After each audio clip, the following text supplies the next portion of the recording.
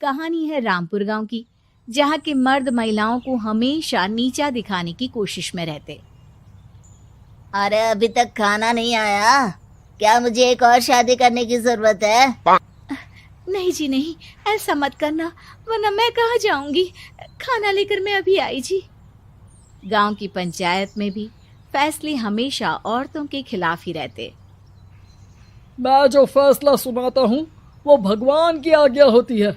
इस लड़के ने अपने मन से शादी करके अच्छा नहीं किया। लड़के को घर भेज दो और इसकी शादी इसकी जाति की किसी लड़के से करवा दो, लेकिन ये लड़की, इसे तो गांव के बाहर निकाल दो। नहीं नहीं जमींदार साहब, ये क्या बोल रहे हैं? ऐसा नहीं हो सकता। मेरी बेटी मासूम है, इसे अच्छे बुरे की समझ नहीं है। अरे कहाँ जाएगी ये बेचारी? कहाँ जाएगी? इतनी चिंता है तो पूरे परिवार का गांव निकाला कर देते हैं। बेचारे पूरे बसे बसाए परिवार को गांव छोड़ना पड़ता है। चाहे जो हो, अगर बेटियों को कंट्रोल नहीं कर सकते तो गांव में रहने का कोई मतलब नहीं है। यहाँ औरतों को दब कर रहना होगा। कोई भी अपने हिसाब से कुछ नहीं कर सकता, सब ईश्वर की मर्जी से ही होगा। तभी गांव का एक आदमी दौड़ा दौड़ा आता है। सरपंच साहब, जमींदार साहब, वो कालिया है ना, उसकी बेटी पढ़ने के लिए शहर जा रही है। अच्छा, ये कब हो गया? और कालिया की हिम्मत कैसे हो गई ऐसा करने की? लेकर आओ उसे और उसकी बेटी को। बस फिर क्या था, हाजिर हो जाते हैं कालिया और उसकी बेटी सरपंच के सामने। अरे कालिया, ये क्या सुनने में आ रहा है? बेटी को इंजीनियर बना रहा है तू? और ये बता, गांव में तो स्कूल नहीं है, फिर कहां से इतनी क्लास पास कर गई तेरी बेटी? राधा, जो कि कालिया की बेटी है, उसे लगता है कि सरपंच उसकी तारीफ कर रहे हैं। सरपंच जी, मैंने ऑनलाइन पढ़ाई की है, डिस्टेंस लर्निंग से। सभी में मैंने अच्छे नंबर पाए हैं, जिसे देखते हुए शहर की इंजीनियरिंग कॉलेज में मुझे स्कॉलरशिप मिली है। वाह जी वाह, क्या होती है ये? पहले तो ये बताओ, फिर आगे की बात करते हैं। पूरा गांव राधा की बात सुन रहा था और राधा बोलती जा रही थी। तो ऐसे मैं फ्री में एक अच्छी शिक्षा लेकर गांव में जो कुछ परेशानियां हैं, जैसे बिजली, पानी और इंटरनेट जैसी समस्याओं के लिए काम करूंगी। मैं गांव को शहर से जोड़ने के लिए पुल का निर्माण करवाने का प्रस्ताव रखूंगी। मुझे पूरी उम्मीद है कि जल्द ही हमारा गांव भी तरक्की की राह पर चल पड़ेगा। राधा की बात सुनकर सारे गांव वाले ताली बजाने लगते हैं। सरपंच को समझ नहीं आता कि वो क्या करे। चुप रह नादान लड़की, गांव के खिलाफ जाने के लिए तुझे गांव से बेदखल कर दिया जाएगा, वो भी पूरे परिवार के साथ। और हाँ, अगर ठीक से गांव में रहना चाहती है तो ये पढ़ाई लिखाई छोड़ दे। हम तेरे लिए गांव का कोई होनहार लड़का देखेंगे। तभी गांव का एक आदमी बोल पड़ता है।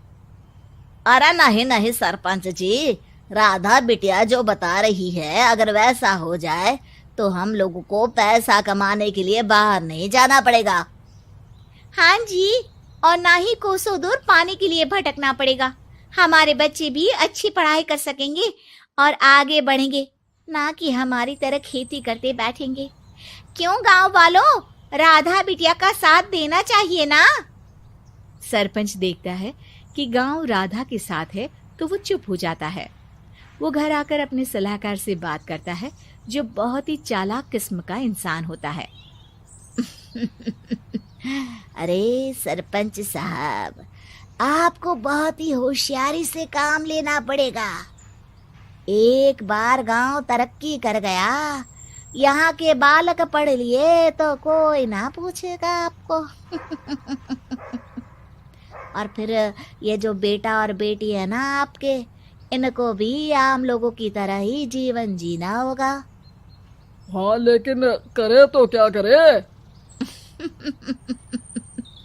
वो ना आप मुझ पर छोड़ दीजिए, बस मैं जैसा बोलूं करते जाइए। अगले रोज सुबह जब गांव वाले सोकर उठते हैं तो राधा के घर के बाहर और साथ ही वो लोग जिन्होंने राधा का सपोर्ट किया था, उनके घर के आगे लाल रंग से कल आऊंगी लिखा होता है। कल आऊंगी, यह क्या होता है? अरे यह तो खून से लिखा है, लगता है कोई भूत प्रेत या चुड़ैल का साया है। चलो सरपंच जी के पास चलते हैं। सभी सरपंच के पास जाकर उसे सारी बात बताते हैं। अरे ये तो बड़ी मुश्किल की बात है। चलो मैं एक बाबा को जानता हूँ, उन्हें बुला लेता हूँ। सरपंच बाबा को लेकर गांव के घर के बाहर जाता है।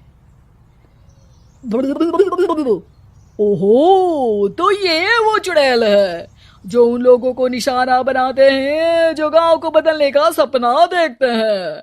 वो गांव को ऐसे ही संपन्न देखना चाहती है। वो नहीं चाहती कि कोई बाहरी यहाँ का कायाकल्प करे। क्या तुम लोगों में से किसी ने गांव को बदलने की सोच रखी है? तभी राधा की माँ रोते रोते आती है। मेरी राधा घर से गायब हो गई है। अरे कोई तो बचाओ, मेरी बच्ची कहाँ गई?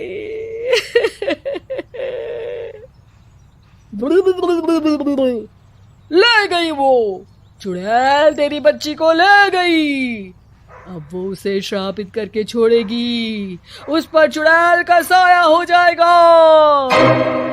तभी बुरी सी हालत में राधा भी वहां आ जाती है। उसके बाल चुड़ैल की तरह फैले होते हैं और कपड़ों में खून लगा होता है। सभी राधा को देखकर डर जाते हैं। माँ, पता नहीं मुझे कौन उठा कर ले गया था।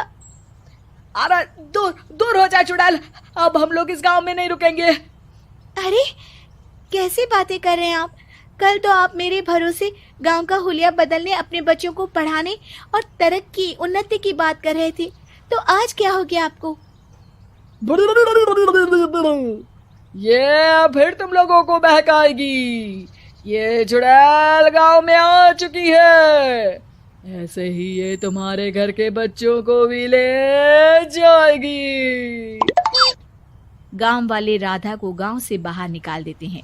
उसके माँ बाप रोते रहते हैं, लेकिन गांव वाले नहीं मानते।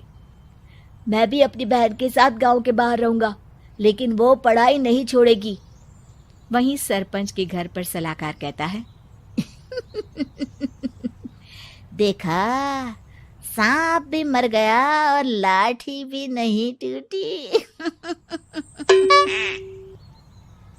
लेकिन अगले ही दिन सरपंच के घर के बाहर भी वही शब्द लिखे होते हैं और फिर सरपंच की बीवी कहती है, हमारी बेटी को किसी ने अगवा कर लिया है।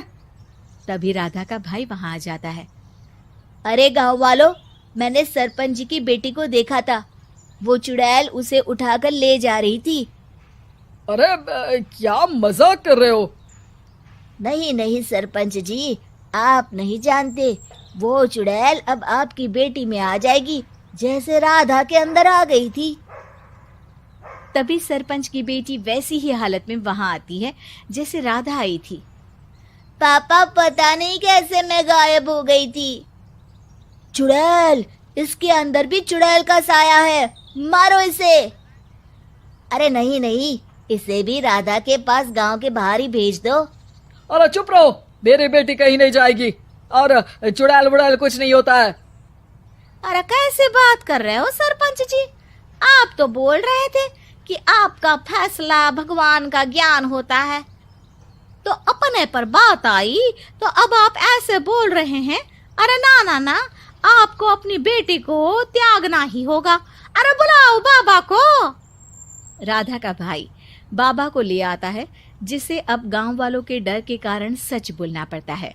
मैं कोई बाबा नहीं हूँ, मैं तो मोची था। ये सलाहकार महोदय ने मुझे कहा था एक्टिंग करने को। अब वो मुझे पैसे देने वाले हैं। अब मुझे माफ कर दो। गलती हो गई, मुझे माफ कर दो। तभी वहां राधा आ जाती है। देखा सरपंच जी, जब गांव के बच्चे साक्षर होंगे तो आप जैसे लोगों की चालाकी नहीं चलेगी।